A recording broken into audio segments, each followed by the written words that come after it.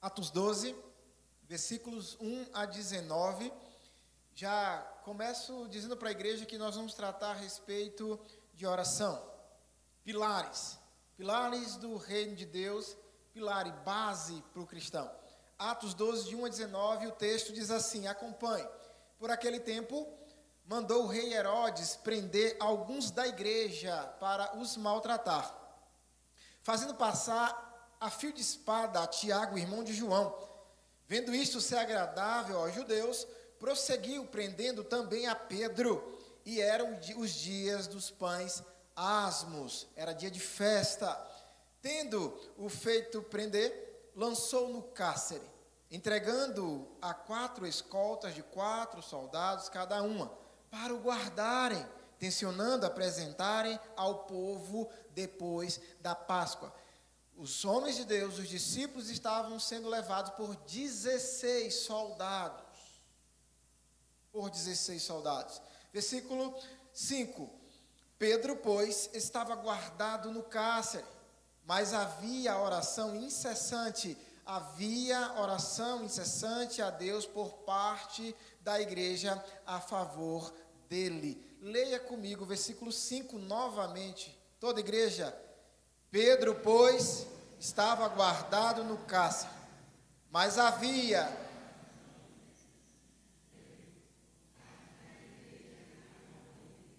Que extraordinário! Quando Herodes estava para apresentá-lo naquela mesma noite, Pedro dormia entre 2 soldados. Ele estava acorrentado com 2 cadeias e sentinelas à porta guardavam o cárcere. Eis, porém, que sobreveio um anjo do Senhor, e uma luz iluminou a prisão, e tocando ele o lado de Pedro, o despertou, dizendo, levanta-te depressa. Então as cadeias caíram-lhes das mãos. Disse-lhe o anjo, cinge-te, se prepara, calça as sandálias. E ele assim o fez. Disse-lhe mais, põe a capa e segue-me. Então, saindo o seguia, não sabendo que era real o que se fazia por meio do anjo, parecia-lhe antes uma visão. Depois de terem passado a primeira e a segunda sentinela, chegaram ao portão de ferro que dava para a cidade, o qual se lhes abriu automaticamente. E saindo, enveredaram por uma rua, e logo adiante, o anjo se apartou dele. Olha que interessante. Pedro, então, caído em si, disse, agora sei, verdadeiramente, que o Senhor enviou o seu anjo e me livrou da mão de Herodes e toda a expectativa do povo judaico. Considerando ele a sua situação, resolveu ir à casa de Maria, mãe de João, cognominado Marcos, onde as pessoas estavam congregadas e o quê? Congregadas e oravam. Olha que interessante. Quando ele bateu o pórtico do portão, veio uma serva, uma criada chamada Rode, e ela veio ver quem era. Reconhecendo a voz de Pedro, olha o nível de intimidade, reconhecendo a voz de Pedro, tão alegre ficou, que nem o fez entrar, mas voltou correndo para anunciar que Pedro estava junto do portão. Havia uma igreja orando dentro da casa de Maria. E ela entendeu que era a voz de Pedro e correu, anunciando que o milagre já estava acontecendo, porque estavam orando por Pedro que estava preso. A igreja estava em oração. Lhes disseram, versículo 16, estás louca? Ela, porém, persistia em afirmar que assim era. Então disseram, então deve ser seu anjo, como costume da época. Entretanto, Pedro continuava batendo. Então eles abriram, viram-no e ficaram atônitos. Ele, porém, fazendo-lhe sinal com a mão para que se calassem, contou-lhe como o Senhor o tirara da prisão e acrescentou, olha, anunciar isto a Tiago e aos irmãos. E saindo retirou-se para outro lugar. Sendo já dia, houve não pouco alvoroço entre os soldados, porque por causa do que aconteceu, sobre o que teria acontecido a Pedro. Herodes, tendo procurado, não achou. Submeteu os sentinelas a inquérito. ordenou que fossem justiçadas. E descendo da Judéia para Cesareia, Herodes passou ali algum tempo. Curva a sua cabeça. Senhor, fala aos nossos corações. Fala conosco. Essa é a tua palavra. No nome de Jesus. Amém. Amém.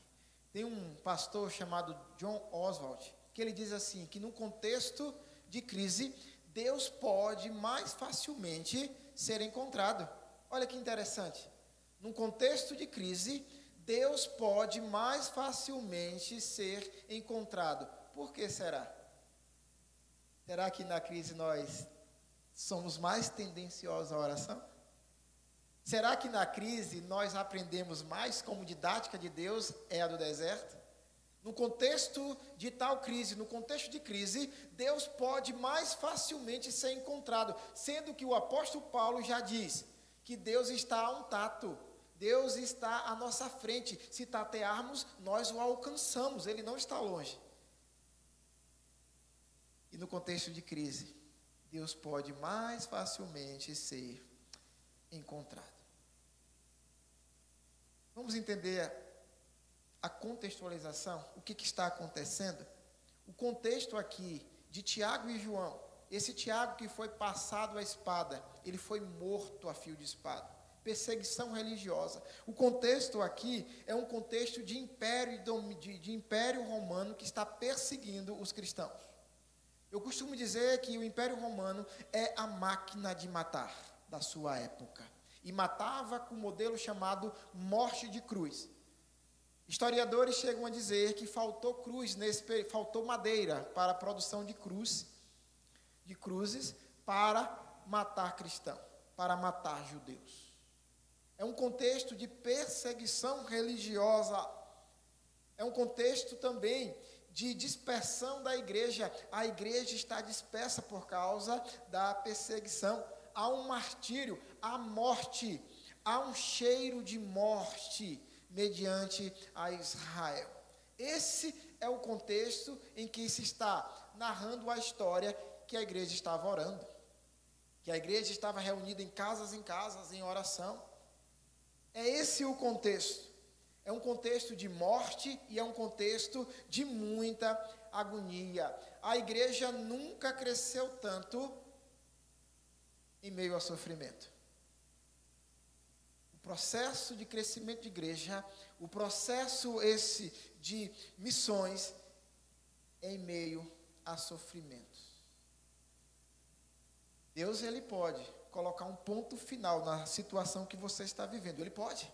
Ele tem poder para sobrepujar e te dar a paz necessária. Sobrepujar em uma paz necessária para que seu coração se aquiete. Ele tem poder para isso. Mas talvez Ele quer que você aguente um pouco mais, porque tem didática dEle. Tem orações ainda para serem ainda mais proferidas. Tem processo de Deus. E o interessante aqui é que a igreja está mostrando que no contexto de tal crise, a igreja está orando. A igreja, a Quinta Igreja Presbiteriana, nós estamos vivendo em um contexto em que o nosso pastor está muito enfermo e a igreja está em uma cobertura de oração por meses. A igreja está em oração. É marca da igreja viva, é marca da igreja que entendeu o seu papel. É um dos pilares, é a oração. Eu, trazendo uma palavra para os jovens, em uns sábados desses, que tivemos uma temática, e eu falei para os jovens uma coisa interessante que também me marcou. E eu continuo repetindo ainda para minha esposa, coisas que me marcam enquanto eu estou pregando, estou absorvendo também da mensagem de Deus a nós. E o que me marcou é que, volta e meia, nós olhamos para o Instagram, nós olhamos para as redes, e você vai ter lá passos para o sucesso. Você vai ter lá 12 passos para o sucesso. E eu disse assim para os jovens, é muito 12 passos para o sucesso, e você vai ver que são passos antibíblicos. É tudo voltado para uma teologia do homem. Você consegue, você pode, você alcança. E a Bíblia nos mostra 2 passos para o sucesso: leitura da palavra e oração. É só 2. Vida cristã, leitura diária e oração. Esses são os 2 passos para o sucesso que a igreja entende que é pilar. Na verdade, existe um tripé em Atos, que além da leitura e da oração, a comunhão dos santos. É o tripé que a igreja continua de pé. E quando eu entendo mais uma vez a situação da igreja, eu entendo que a morte está, como diz o pregador Hernandes Dias, a morte está mostrando a sua carranca nessa época. Por quê? Porque está matando crianças de 2 anos para baixo. Essa é a época. Herodes está matando crianças de 2 anos para baixo. É um processo. É dentro desse contexto. A ponto de Mateus 2, versículo 16, dizer assim: ouviu-se um clamor em Ramá, há um pranto, há choro, há grande lamento. Era Raquel chorando por seus filhos, inconsolável, porque não mais existem. Esse é o contexto de morte que Israel está vivendo. E sabe quem é esse Herodes aqui? É porque Herodes é um título. Pode ter qualquer nome, é igualmente o Papa. Tem o nome, mas o título sobrepuja ao nome. Esse Herodes aqui é o Antipas. Ele, na verdade, esse Herodes é sobrinho do Antipas, na verdade. Ele, na verdade, decapitou João Batista, esse Herodes Antipas, e foi entregue numa bandeja. Esse é o tirano que está no poder na época que Israel está sofrendo perseguição religiosa. Tem um ponto de atenção aqui. A igreja está no seu nascedouro. A igreja está crescendo. Não tem nada mais como combustível para a igreja o sofrimento. Talvez você pergunte assim para mim: pastor Serginho, mas não tem uma outra forma da igreja crescer? Tem sim, tem. Essa é uma das formas. A igreja cresce em leitura da palavra e oração. Salmo 1, versículo 2: antes o meu prazer está na lei do Senhor. Que maravilha! Antes o meu prazer está na lei do Senhor, e nela medita de dia e de noite. Em outras palavras, constantemente. Mas uma das formas que a igreja cresce é através do sofrimento. E dentro dessa perspectiva histórica que a igreja de Israel está vivendo, eu trago para você, dentro dessa narrativa, dos versículos de 1 a 4. Você só precisa conferir aí. Dá uma olhada aí no bloco dos versículos de 1 a 4 do nosso texto de Atos 12. Você vai ver aí, Herodes, ele é cruel. Por quê? Porque manda prender alguns da igreja, só por prazer, só para maltratar. Ele então, por prazer, mata Tiago, o irmão de João. Ele mata um dos discípulos, só por prazer. E sabe o que é mais triste aqui? É que isto é bem visto pelos judeus. Os judeus, os compatriotas, aqueles que deveriam migrar para o cristianismo, aqueles que deveriam entender que não se coloca vinho novo em odre velho, que não se coloca remendo novo em roupa velha, porque ambos vão romper. Entender que com Cristo é nova aliança, com Cristo o processo muda, não é mais vida passada. Entendamos então, dentro desse contexto, que eu como igreja preciso entender de forma firme, clara, que eu não sou mais a mesma pessoa quando eu não conhecia Cristo. Eu não devo me comportar como, principalmente você, jovem. E hoje eu já posso dizer você, porque eu fiz 41 anos agora recente. Olha que bênção. Eu tinha um problema. Eu não sabia se eu era jovem, eu não sabia se eu já tinha passado, porque até os meus 39, muitos diziam, está jovem ainda. Mas quando eu fiz 40, eu disse minha esposa, eu falei, Crisinha, eu disse assim para ela, agora eu posso chegar e dizer assim, quando eu era jovem, e eu não sei porque eu gosto disso, eu gosto de ter alcançado já a idade dos 40, de não mais ser chamado de jovem. Deixei um bigode para melhorar, para ver se melhora, e o povo está achando que eu estou pintando bigode porque ele está bem pretinho. Eu sou todo grisalho e o bigode todo pretinho. Mas aqui não é sobre mim não, gente. Vamos voltar? Vamos voltar? Amados, um contexto como esse, é um contexto de uma narrativa que o tirano está tendo prazer em maltratar cristão. Porque o cristianismo aqui é considerado como uma seita, porque é um processo aqui então de transição. É um processo de transição também até mesmo de costumes. Até mesmo de costumes, comportamentos e principalmente uma mudança interior que já acontecera. Mas o nosso Senhor, Ele é maravilhoso, porque Ele respeita o tempo, a maturação. Você que vive um processo que talvez saiu de um vício ou está saindo dele, continua congregando. Deus respeita esse momento. Deus respeita. O vir como estás não é simplesmente a ideia de uma roupa, não. Você ainda é aquele pai que deixa a desejar, aquele marido que deixa a desejar. Você ainda é aquela pessoa que não conseguiu largar esse tipo de vício. Se apegue no Senhor Jesus, nos pilares. Leitura da palavra, oração, e o Senhor vai moldando você. E Deus respeita o processo de maturação. A igreja está crescendo, está se desenvolvendo. A mudança começa a acontecer. E Herodes então prende Pedro depois que ele matou Tiago. Ele viu que os judeus que ele dominava não se revoltou contra ele. Ele disse assim, o negócio é bom. Eu matei um, fizeram festa.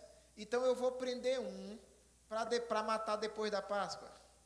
Olha que negócio. Ele matou um e guardou outro para depois da festa. Que negócio é esse? Mas ele não sabia que havia oração incessante a favor de Pedro. Se ele soubesse o poder desse negócio, se ele entendesse o poder que uma oração tem. Se você olha comigo, biblicamente, a história, quando se fala a narrativa, quando se fala de oração, você vai perceber que foi depois de uma oração que o sol parou.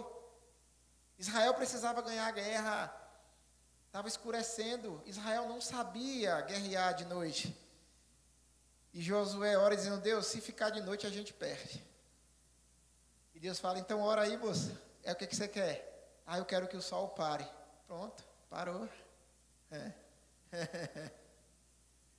Oração faz diferença na vida do crente. Se não muda a sua situação, muda você. Sempre o crente ganha quando ele ora. Muitas vezes eu me pego com o coração angustiado, eu vou para o joelho, eu digo assim, não, isso aqui é matéria de oração. E eu vou para o joelho, eu vou me derramar. O problema ainda está ali muitas vezes.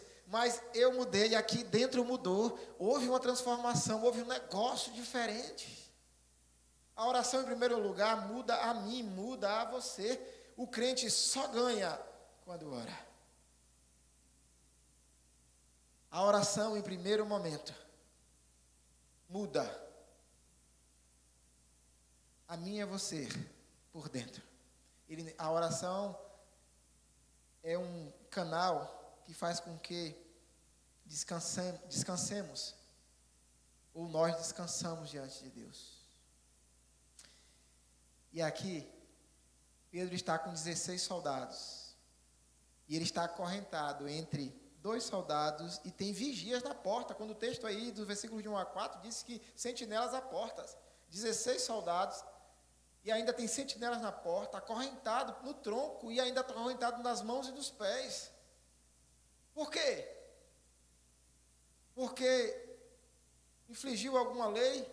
Não simplesmente porque estava pregando o evangelho de vida, simplesmente estava pregando boas novas, simplesmente estava pregando o evangelho da transformação, do novo nascimento, da nova aliança, simplesmente porque estava levando luz a corações obscurecidos. Então não pense, amados, que só porque você é cristão, as adversidades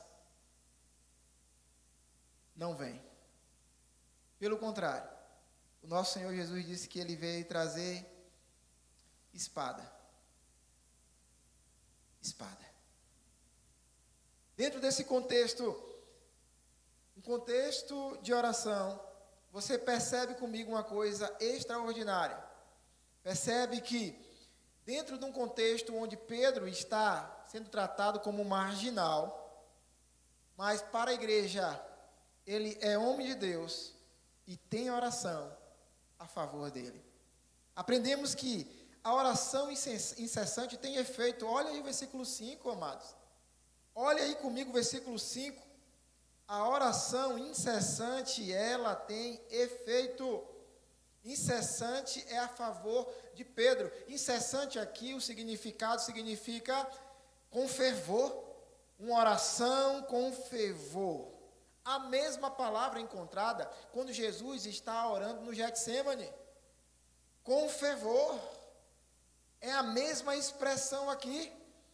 A igreja está orando de forma incessante, ela está com fervor.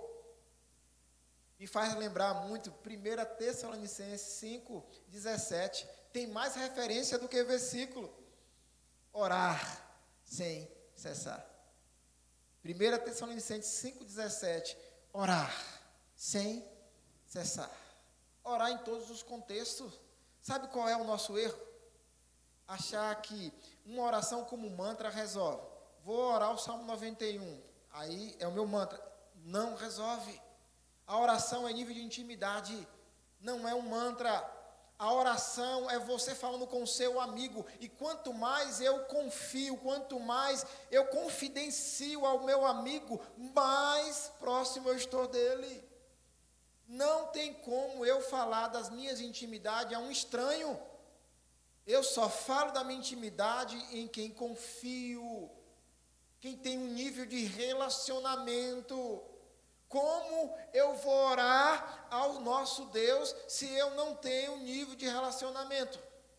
Então eu vou ocultar, de fato, os meus terrores, os meus medos, os meus fantasmas, porque Deus está sendo para mim um desconhecido. Então, quanto mais eu oro, quanto mais eu confidencio ao meu amigo, mais íntimo dele eu me torno. E quanto mais íntimo dele eu me torno, mais a graça dele é derramada sobre mim. Não é que você vai ter uma vida sem problemas, mas pelo contrário, você vai viver com o coração tranquilo, mesmo em meio à tempestade. Isso faz toda a diferença. Isso faz toda a diferença. A oração incessante, ela tem efeito. Sabe o que é curioso, amados? Que nós temos algo que Deus nos presenteou, o Espírito Santo. O próprio Deus mora em nós. O próprio Deus mora em mim e mora em você. Você precisa crer nisso, porque é real. O Espírito Santo mora em mim, o Espírito Santo mora em você. A partir do momento que você foi lavado, transformado, remido, o Espírito Santo não foi depois do batismo, foi no ato da conversão que você entendeu o seu estado. O mesmo estado lá que está nas bem-aventuranças de Mateus 5. Bem-aventurados que choram. O que é isso? Feliz é aquele que chora porque entendeu a condição de pecador. Entendeu com que lástima vive. Houve um lavar, um arrependimento, chora por sua condição e que o Senhor resgatou. Quando você entende isso, que no ato da conversão o Espírito Santo habita em você. Você que está aqui, você que ainda não conhece o Senhor, você precisa entender que a vida com o Espírito Santo é uma vida de fato plena. Não é sem problemas, mas é uma vida de paz com Ele. É uma vida diferente, porque o próprio Deus rege a nossa história. Ele mesmo escreveu, Ele mesmo agora direciona, porque o Espírito Santo está conosco.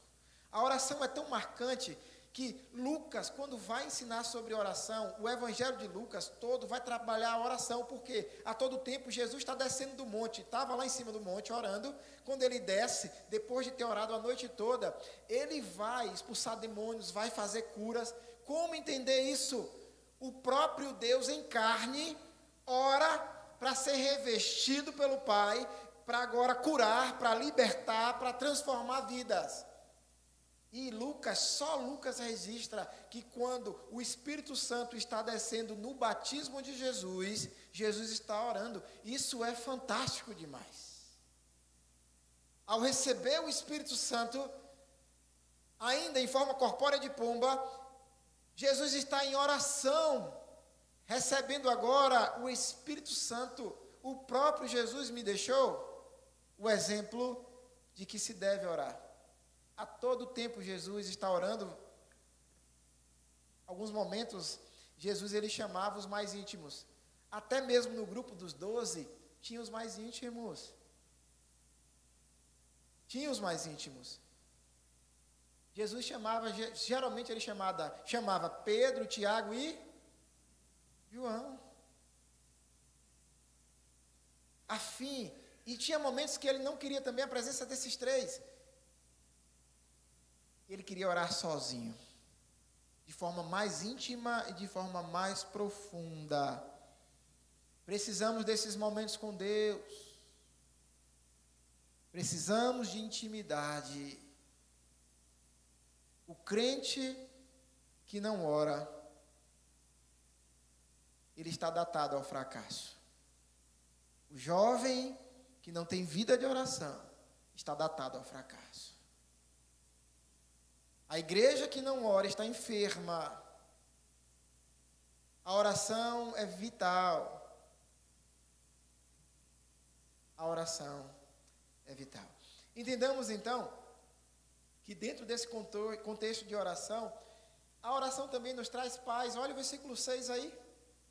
O versículo 6 vai mostrar para mim e para você que a oração nos traz paz. Pedro está dormindo. Você conferiu aí? Pedro está dormindo. Mas espera aí, vamos conversar um pouquinho aqui. Eu quero conversar com você. Olhe bem. É véspera da morte dele. É ou não é? Dá uma conferida aí. É véspera da morte dele, ou da eminente morte. E o texto vai dizer que Pedro está dormindo. Eu vou ser sincero com você, igreja. Eu não sei você. Eu acho que dormindo eu não estava, não. Está com data marcada para a morte. Está dormindo hoje para morrer amanhã. Algum boleto já tirou seu sono? Imagine a morte. Alguma dificuldade? O boletim dos seus filhos, algum filho seu já tirou seu sono? Alguma coisa em casa e que precisa contar para o maridão? Você não sabe a reação dele. Ou contar para a esposa, já tirou seu sono? Conto ou não conto aquela guerra? Como é que eu conto? Conto metade, deixo um pouco no ar para ver se ele pega, para ver se ela pega. Tirou seu sono? Pedro está na véspera da iminente morte e Pedro está dormindo. Então, em oração temos paz. A oração incessante, ela é necessária. Mas em oração, ao mesmo tempo, temos paz. Ele ainda está marcado para a morte ainda está com a data para acontecer. O problema saiu? O problema ainda não saiu. O problema ainda existe, mas ele está dormindo. E o texto não diz que ele está dormindo de tristeza, como lá no Getsêmani, que há um processo diferente, há um peso diferente espiritual, que os discípulos estão dormindo de cansados e de tristeza. Aqui não, ele simplesmente está na véspera da morte e está dormindo. Então, em oração, temos paz. Eu vou contar para você uma história, e nós estamos num horário muito bom, são 7 horas agora. Dá para contar uma ilustração bem interessante. De uma jovem, na verdade, uma criança, seus 4, 5 aninhos. E houve uma inflamaçãozinha nos olhos. A mãe, com todo o amor, disse assim: eita, minha filha está com inflamação, vem cá, bebê. Eu fiz aqui uma pastinha para você, e passou no olho inflamado. E para que o outro olho não ficasse com inveja, ela também passou no outro. E a criança ficou cega. Perdeu a visão total. Seus 4, 5 aninhos. Nós estamos falando aqui de Fanny Crosby. Fanny Crosby é uma poetisa, uma musicista, pianista extraordinária, e ela é da época de 1800, então graças a Deus que você não conhece ela, mas já ouviu falar. Por que você já ouviu falar? Porque você canta os hinos dela. Ela fez o hino 42, o 144, ela fez o hino 107, como dezenas dos nossos hinos do Novo Cântico. Ela fez aquele que segurança tenho em Jesus, e ela fez esse hino cega, tocando seu piano. E o interessante é que ela, no auge da sua fama, uma repórter vem até ela e faz uma pergunta ao vivo: Fanny, com toda essa fama que tens, se Deus aparecesse para você e lhe fizesse uma pergunta, somente uma pergunta assim, peça o que quiser, o que você pediria? Aí ela disse assim: eu queria ter nascido cega. Porque ela não nasceu cega. Mas ela disse: eu queria ter nascido cega. A repórter tomou um susto, assim como eu tomei quando eu li sobre esse relato. E depois ela responde, a pergunta da repórter é: e por quê? Ela diz assim: porque se eu tivesse nascido cega, no momento que eu for levada para a glória, o primeiro rosto que eu queria ver seria do meu Senhor. É alguém apaixonada por Cristo. É alguém que entendeu a nova aliança, que entendeu de forma interna, íntima, que o maior tesouro é Jesus. O maior tesouro é Cristo Jesus em nossas vidas. Independente da nossa condição financeira, independente dos nossos dilemas, o nosso maior tesouro é Cristo Jesus, e não tem como ser diferente. Se não for assim, ainda não entendemos a graciosidade da cruz, não entendemos esse mistério tão maravilhoso que já foi revelado no Filho. Que maravilha! Como isso é possível? Como entender esse processo? Então é preciso crer quando orar. Nós estamos no nosso último ponto, e diz que é preciso crer ao orar. Dá uma olhadinha no versículo 15. O nosso texto é bem didático, porque ele nos conta uma história de começo, meio e fim, e fica entendido o que Deus fez.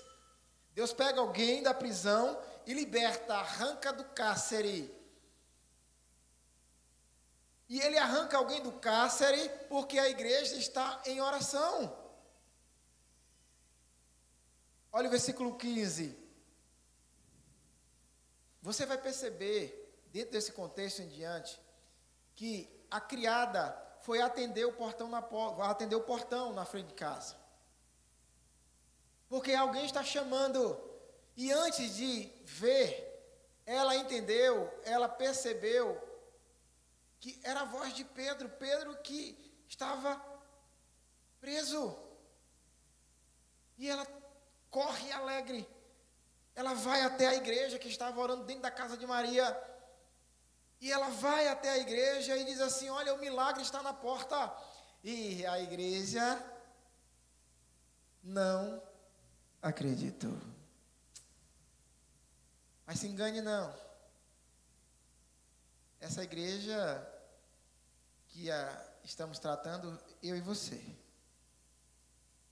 Porque quantos de nós estamos desesperançosos a respeito do nosso povo, que tem orado, parece que a coisa piora. E aí ficamos desesperançosos. Parece que o cenário nunca muda, aí ora, e parece que a coisa nunca muda. E nós muitas vezes nos comportamos como essa igreja na casa de Maria, não acreditando no milagre que já estava na porta, porque o milagre veio de um processo. Ele estava com 16 soldados, ele estava preso em suas mãos, suas pernas, ele estava em um tronco, como a prisão da sua época, e o texto vai dizer que enquanto a igreja orava, as cadeias caíram. Todas as algemas caíram. E foi um negócio diferente, que nenhum dos soldados, nem os sentinelas que guardavam a porta, estava percebendo o que estava acontecendo. Eles não compreendiam aquele livramento. Não tinha como entender, porque era sobrenatural. As coisas sobrenaturais só se entendem de forma espiritual. Eles não tinham como compreender aquele processo. E o interessante é que o texto ainda vai dizer, enquanto o anjo estava levando Pedro ainda sem entender direito o que está acontecendo, meio sonolento, porque estava dormindo, o anjo diz assim: moço, calça aí a sandália, bora. Calça a sandália, moço. Sim, gente, então se prepara para a viagem, porque vai sair daqui. E quando ele dá os primeiros passos, os portões se abrem sozinhos. Na verdade, a mão de Deus estava abrindo esses portões. A mão de Deus, somente ela pode arrancar as cadeias, as dificuldades, os dilemas que você está enfrentando. Somente Ele pode mudar a situação. Essas cadeias podem cair. Mas o texto é claro. Enquanto a igreja orava. Então, não desista da oração. Não desista desse pilar de oração. Ore em tudo. Sabe qual é a nossa falha? Porque oramos simplesmente para coisas que achamos impossíveis. Mas não nos entregamos de fato. Quer mudar de emprego? É preciso orar. Porque você quer mudar de emprego? Conversa com Deus sobre isso. Está namorando? Ora a Deus. Ora a Deus por pureza e ora a Deus para um passo a mais para o noivado, ora a Deus para o casamento. Está sem namorado, está sem namorada, é preciso orar. Você ainda não conhece o seu varão, ainda você não conhece a sua varoa. Oração. Quer mudar de estado, quer mudar de país, quer mudar. Ora. Mas pastor, o meu negócio é simples, eu só quero mudar de carro. Ora. Eu só quero vender o carro. Ora. Ora e conversa com a esposa. Faz coisa sozinho não.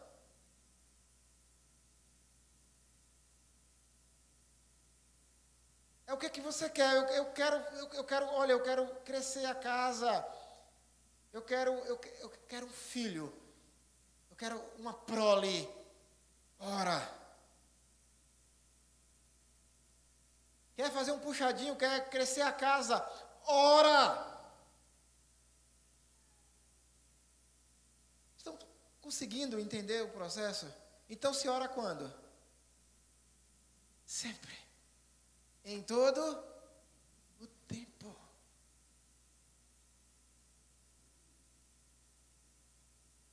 Amados, a igreja está tão descrente.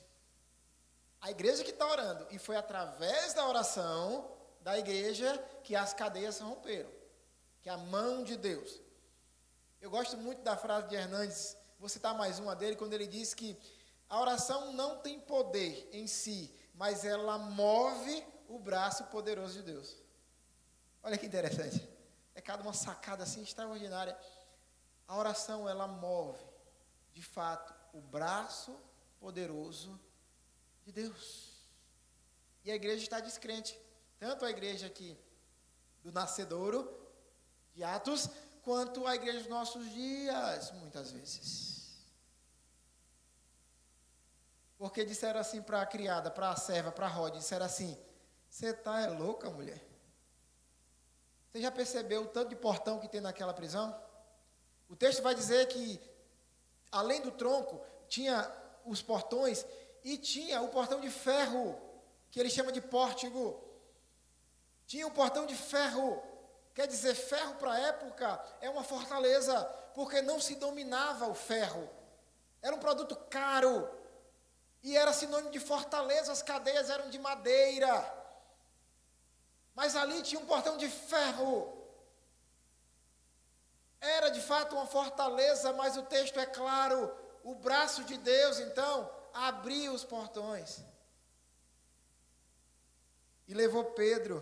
Pedro tem um estalo assim, e diz: rapaz, o negócio é real. Depois que passa o portão de ferro, está na rua, ele percebe que agora é verdade, ele vai agora para Maria, para a igreja que está reunida, e se acredita que essa Maria é a mãe de Marcos.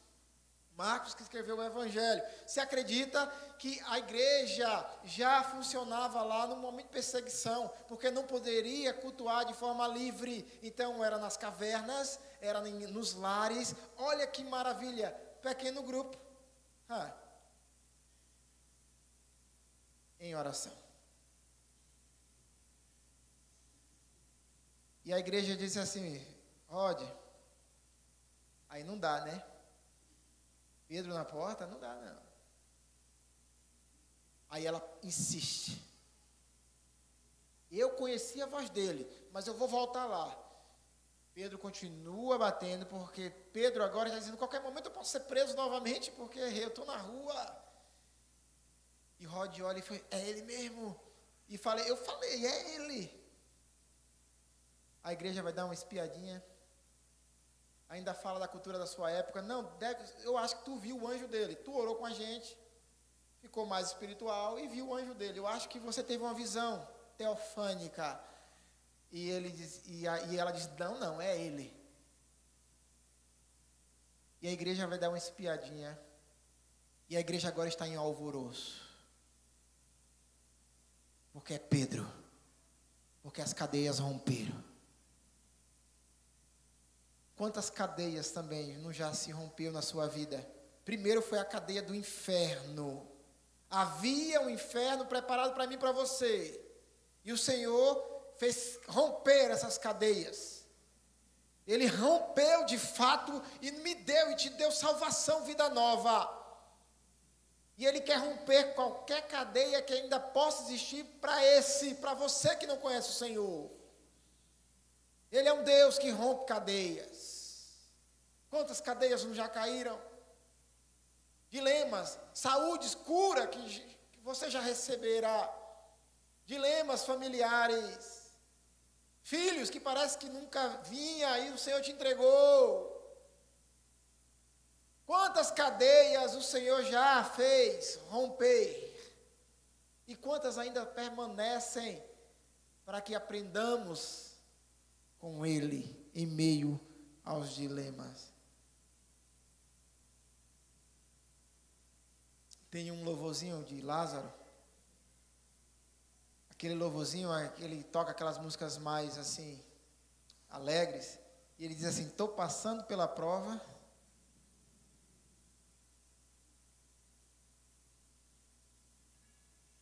O cristão, ele escolhe viver em sofrimento? Não, mas há uma diferença. Sofrer com Cristo.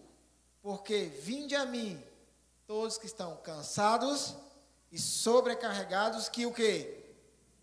Vocês perceberam o que vocês disseram? Ele disse que alivia. Eu vos aliviarei. Ele não está dizendo assim: eu não vou tirar todos os dilemas da sua vida, não.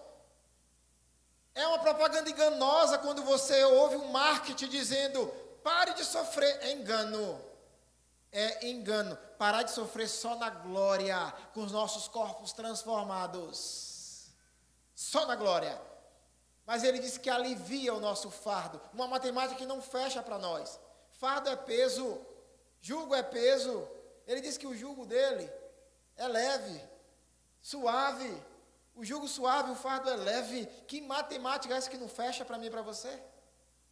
Mas ele disse que alivia. Ele diz assim: olha, eu estou contigo. Deus está com você. É o que você deve carregar para casa. Mesmo que você não fixou muita coisa, mesmo que você não pegou nada, pegue isso. O Senhor é contigo. Firma isso no seu coração. Identidade de Deus nesse negócio. E a igreja em alvoroço. E ao mesmo tempo quer saber o que aconteceu. E Pedro, então faz silêncio que eu conto. Imagine comigo. Crente junto. E saltitantes, alegres. Comemorando. Melhor do que gol da Copa do Mundo. É muito mais extraordinário. Muito mais. Excede em muito. A igreja estava fervorosa. Então, amados, eu quero deixar para vocês, em Cristo Jesus, um textozinho de um pão diário. É muito interessante você ter uma vida devocional e também usar alguns pão diário, principalmente da Fiel. É muito bom. Tem uma frasezinha que eu trouxe para vocês que diz assim: a oração a Deus não é uma saída de fuga, mas a estrada principal. Sabe por quê? Porque quando a gente está sofrendo, a gente quer um atalho. E a gente pensa que orando vai pegar um atalho. Mas é vida de oração. É vida constante de oração. A oração a Deus não é uma saída de fuga. É a estrada principal. Então, recomece hoje. Pastor Serginho, eu vou ser bem sincero. Eu sou bem sincero com o senhor, pastor Serginho, porque eu não sou dado muita oração, não. Eu até leio. Mas eu não oro. Recomece. Comece hoje. Antes de dormir, leia. Mas é necessário escolher um horário, senão você se perde. É necessário colocar na sua rotina. E rotina é uma benção. Rotina é uma benção. Rotina, quando se fala de rotina, é algo ruim, pejorativo. Olha, caiu na rotina. Não é esse tipo de rotina. Rotina é organização. Meu horário com Deus é esse. Leia e ore. Experimente. Para você entender. E você que já faz, faça mais. Porque não perde. Se não muda a situação, muda você. Curva a sua fronte. Vamos falar com Deus. Você que pode ficar de pé, pode se levantar, por favor, você que pode ficar de pé. Vamos orar juntos. Santo Deus, obrigado porque o Senhor é bom. Obrigado por esse pilar que o Senhor nos ensinou. O pilar da oração, que ela é vital. Senhor, Recomeça conosco, para que possamos ter vida incessante de oração, que possamos estar firmados no Salmo 1, no seu versículo 2, antes o meu prazer está na lei do Senhor, e na sua lei meditar de dia e de noite. Que a tua igreja entenda esse mecanismo, que entenda esse processo esse de vida. Pai, no nome de Jesus, fortalece a nossa vida íntima contigo, e que possamos ser amigos, de fato, que possamos confidenciar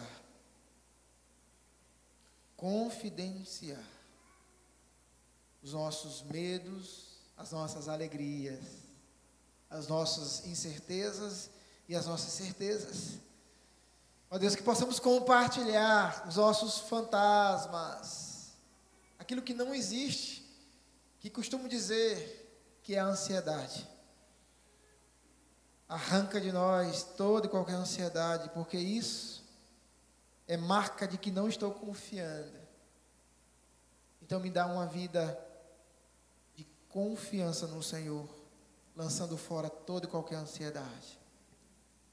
No nome de Jesus, Pai.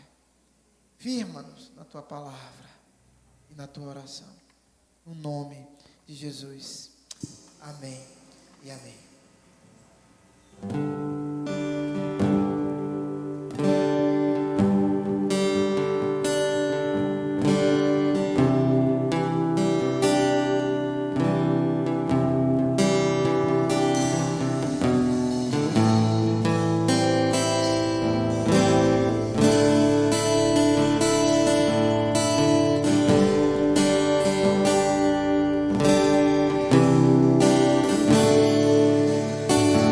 Deus não rejeita a oração, oração é alimento.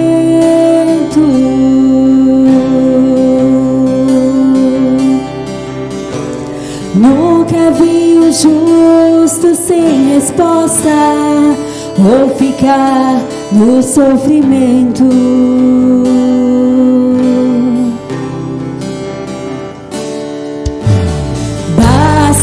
Somente esperar o que Deus irá fazer.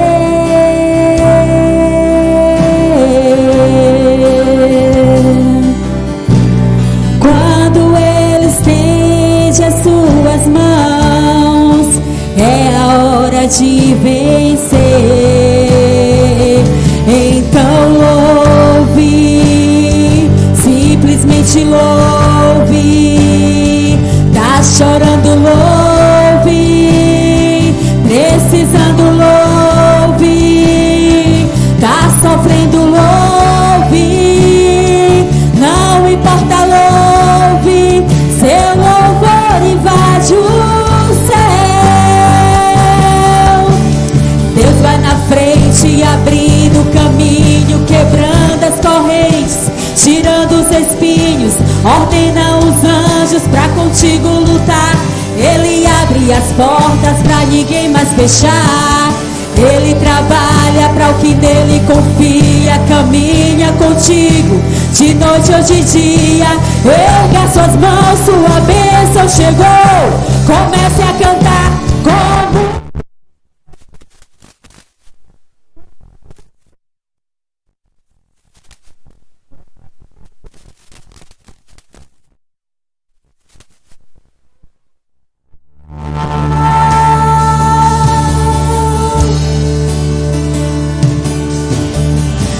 a gente precisa entender o que Deus está falando.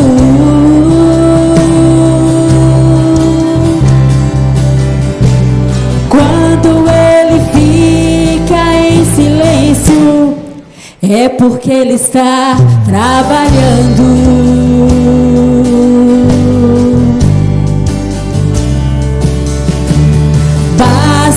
Somente esperar o que Deus irá fazer.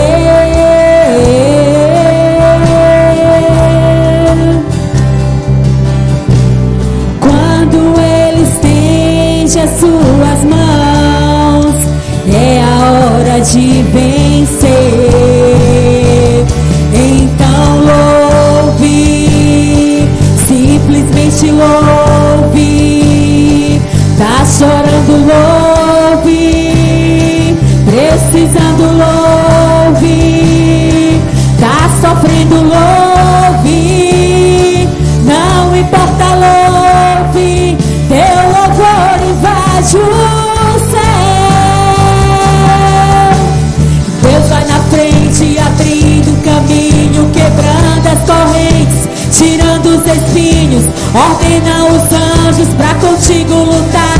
Ele abre as portas pra ninguém mais fechar. Ele trabalha pra o que nele confia, caminha contigo de noite ou de dia. Erga suas mãos, sua bênção.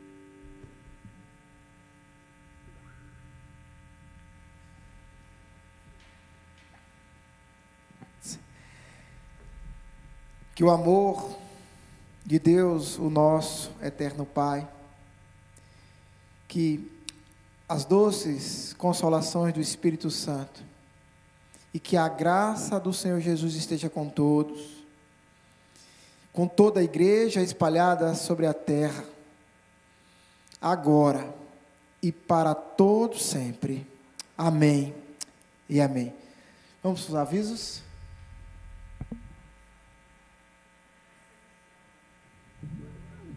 Poder sentar, igreja.